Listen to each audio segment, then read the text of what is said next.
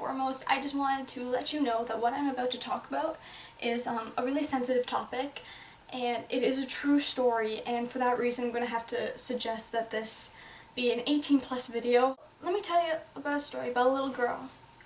She had a full heart, big dreams, and she decided to take a chance on life one day.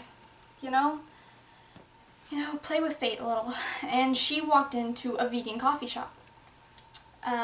When she first got in, she was just so overwhelmed by the smell of coffee and hipsters lurking around every corner. As she approaches the counter, she glances at the glass cage filled with baked goods, not knowing the truth that was hidden under each layer of frosting.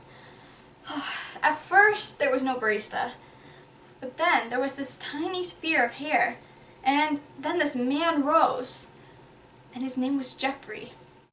He had a gentle smile, a little twinkle in his eye, you know, the one that they used to describe Santa Claus?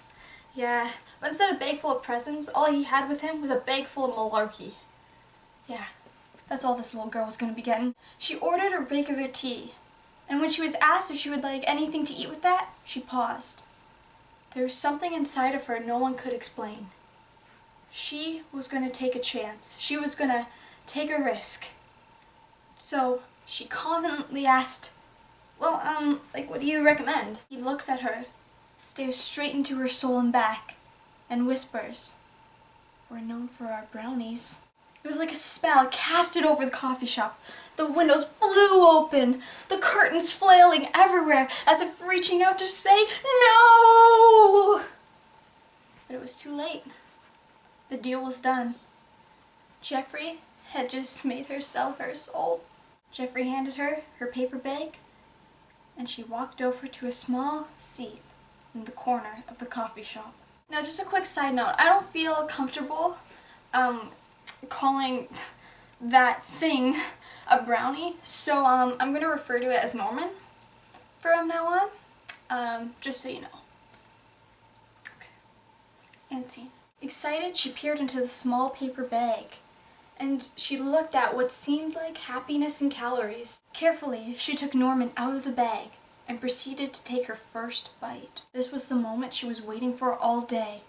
Nothing would be as satisfying as this first bite. She leaned in, her mouth extra wide, and she bit into Norman. As soon as her tongue touched the end of the brownie, she reached for her scalding hot tea, chugging it down, not realizing the blisters it left as she so desperately tried to flush away that awful taste. What was this? Surely it was not a brownie. She raced over to the counter where Norman's brothers were, and she looked at the fine print. There was the word that changed her. Vegan. It was a vegan brownie. Her heart stopped. It was all a lie. And she shuffled back to her seat and looked at the imposter, staring right back at her. How could Norman do that? How could he? I mean, just when you think you know someone, oh, you don't. A brownie, a brownie. No.